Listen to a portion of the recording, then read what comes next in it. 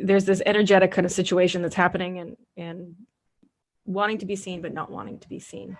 And ultimately, there is a transparency component in potentially both sides of a relationship that isn't being effective because of this push-pull between wanting to be seen and not wanting to be seen. Mm-hmm. So the question, and it might be, like you said, energetically, what I put out is what I'm going to get back. And it might be something else, is really how do you now in the future in these conversations, how do you make sure that your courage in expressing yourself and allowing yourself to be seen also brings to you someone else's truth?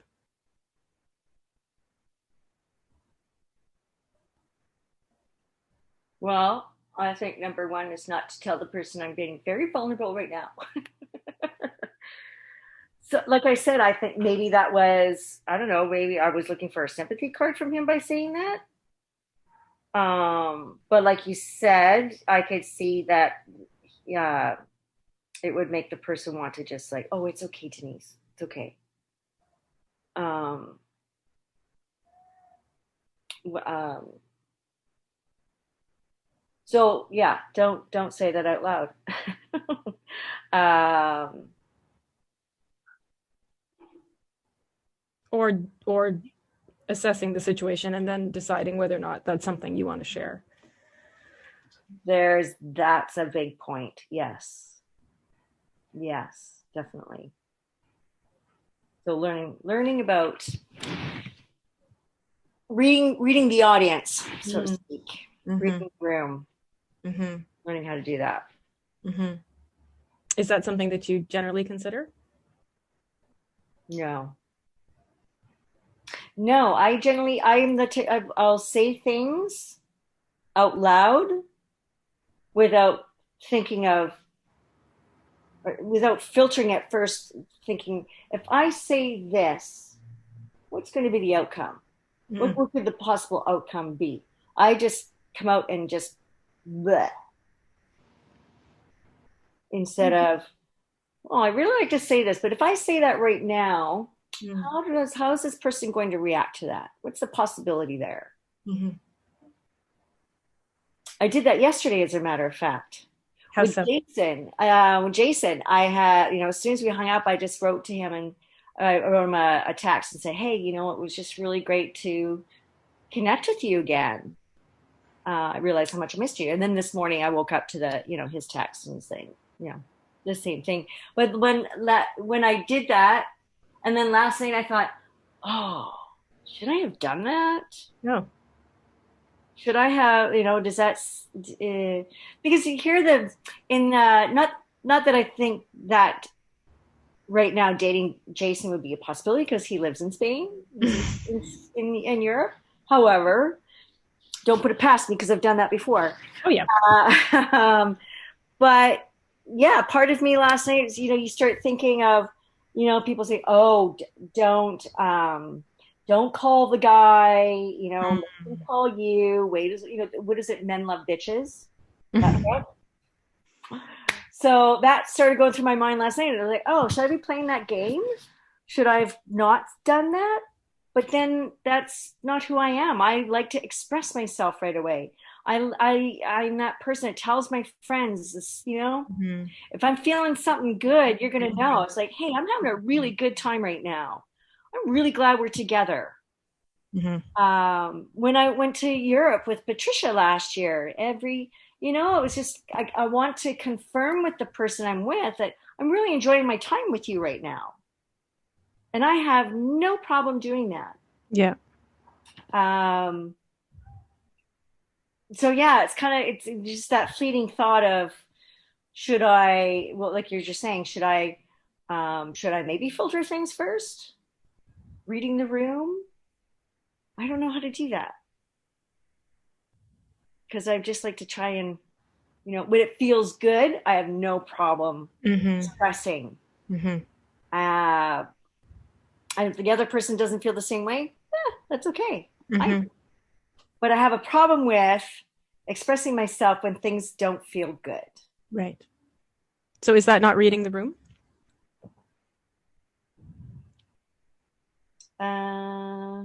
No, I don't think so. I think that's more reading me. Okay. And create, and then from there kind of, okay, the story is, oh, it's going to go this way. Okay. I want to get more to that point of confidence when I can tell somebody I'm feeling really good right now. I'm just going to, spread my love all over you right now and let you know, as articulate as I can and as simply as I can, that I'm loving you right now. I'm loving this moment. I'm loving this experience. It could be just shopping and we're having a great conversation. As simple as that. I want to have that same confidence. And like I said, the other person may not feel the same way I am, but Mm-hmm. I don't care. But I Mm-hmm. want that same confidence in telling somebody, hey, I'm not feeling the love here. I'm not feeling we're on the same page. With a friend, no, with a friend I have a hard time with that too. But I do it that more easily with a friend Mm-hmm. than I do with somebody I'm getting to know in an intimate way. And why is it easier with a friend? Because a friend generally sticks around. Okay. Generally sticks around, and I can have that. I just know that the friend isn't going to leave me so quickly, and if they do, I no, the heart connection I have with a friend Mm-hmm. is much different from a heart connection that I have with somebody I'm intimate with. Um, I don't try to protect myself as much with a friend as I do with someone I'm a potential life partner. Mm-hmm. I protect myself so much more. Mm-hmm. And in that protection, I don't, I'm not myself. Mm-hmm. I'm So afraid you're that, not actually telling the truth. right. Yeah, right. I'm scared too. Going back to what you put out, you'll Right. bring back into you. Yeah. Mm. Okay.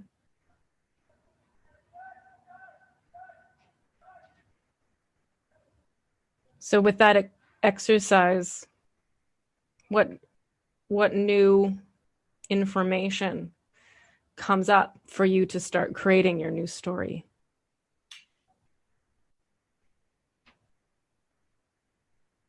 Don't protect myself so much. Oh, Don't interesting. don't put up the walls. Mm.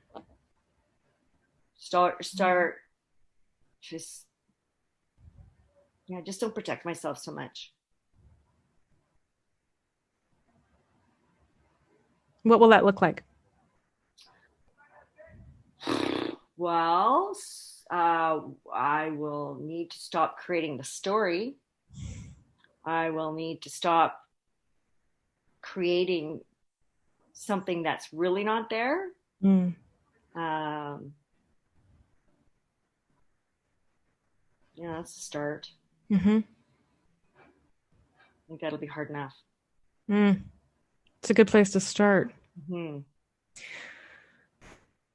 Letting go of the story is a tough thing to do.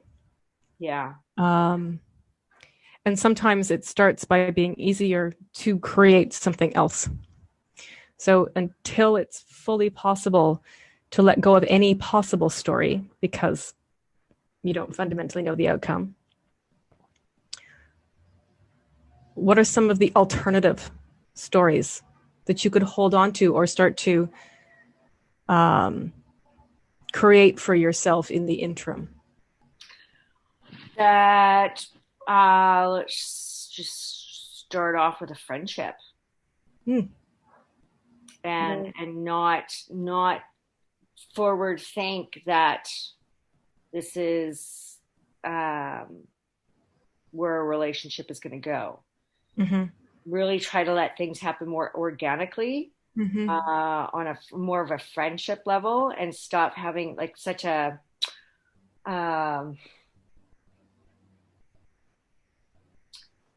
uh, a story of an outcome of where I think things should go or what it should look like. Like an attachment to the story. Yes, thank you. Exactly. Don't have an attachment to the outcome. Just really try to um, be in the moment. I was literally just going to say, does that mean staying in the present? Yeah, exactly. It's instead of living in the future. Yeah, right. That's gonna be a practice for me Mm-hmm. Mm-hmm. because I've never done that. Mm-hmm. And that was something that I was really trying to teach myself with critique and that whole thing. Like I was getting lots of information and listening to this podcast and hearing the things that I needed to hear. And that really, when I heard that, don't have the attachment to the outcome, God, that resonated with me, but I still couldn't get there. Yeah. But that's the practice piece, Yes. right? Yes. Yes. And the awareness piece. Because if you're not aware of it first, there's nothing to Right. practice, Right. right? You're aware Yeah. of it now. You Yes. know what to watch out for. Yeah. And now it's the practice. Yes. Yeah. Okay. Okay. So specifically, um, what I the pieces that I heard kind of come out there specifically were the energetically what I send out, I'm going to get back. Mm-hmm. Yeah. That um, the fear blocks your ability to be fully truthful and to let other people fully see you. Yeah. Is there anything else that is really kind of relevant and salient there that we discussed?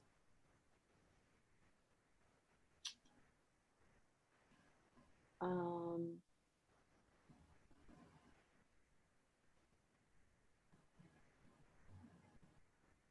I don't think so. Okay. Nothing coming to me. Okay. What other story do you want to change?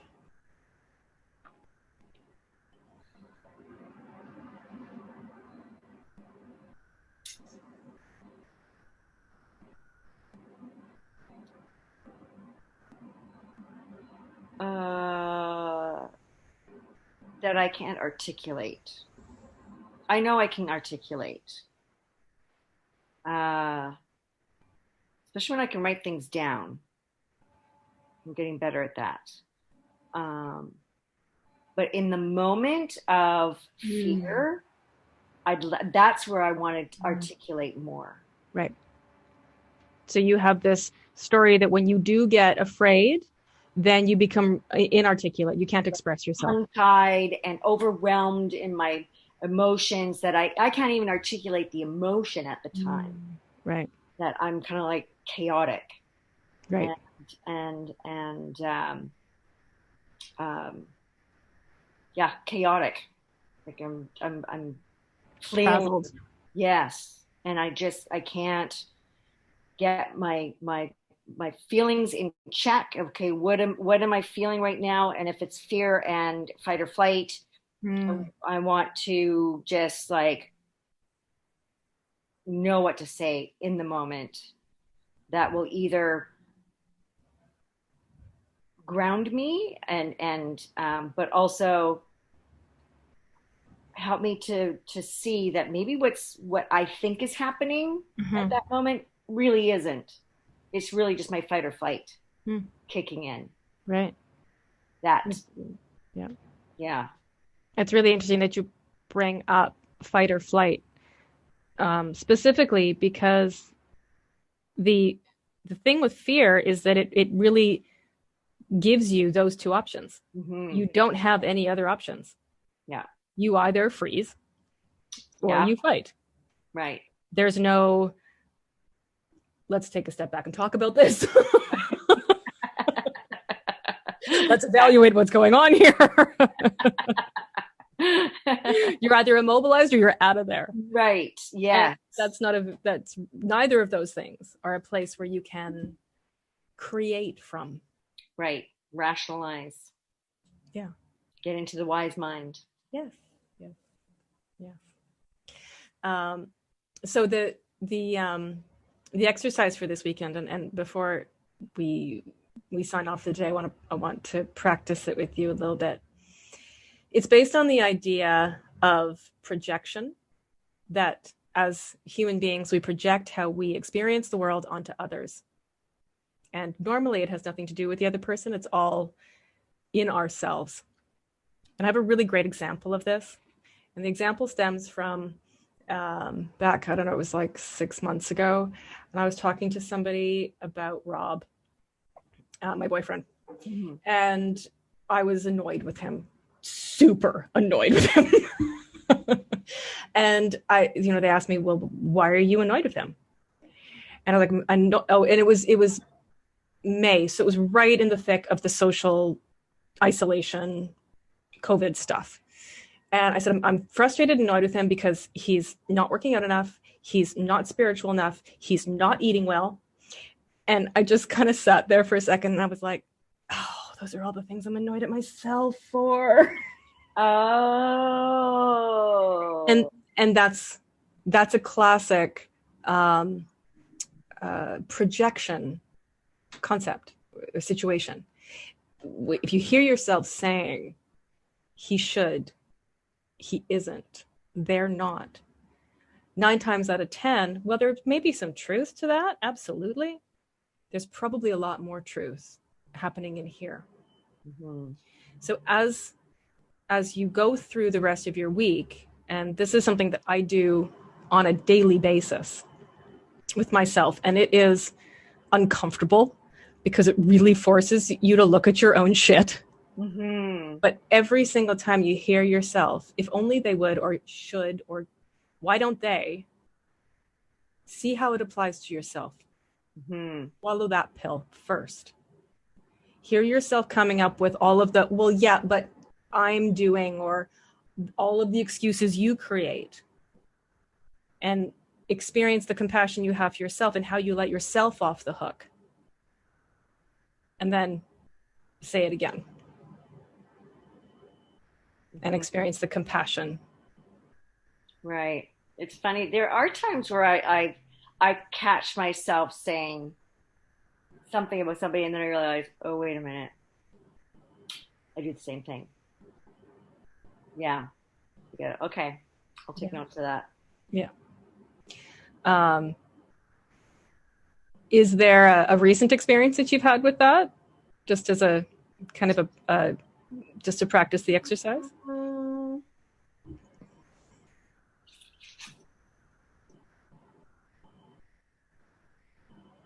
We have so much more, or so much less contact with other people. Right. I know it's a little bit of a more challenging one to take advantage of right now because we don't have that many people that we're interacting with on a daily basis. Yeah. Not that I can think about the hand. No. It's funny. My aunt comes to my mind right now. My aunt that I get upset with her because she will talk to me about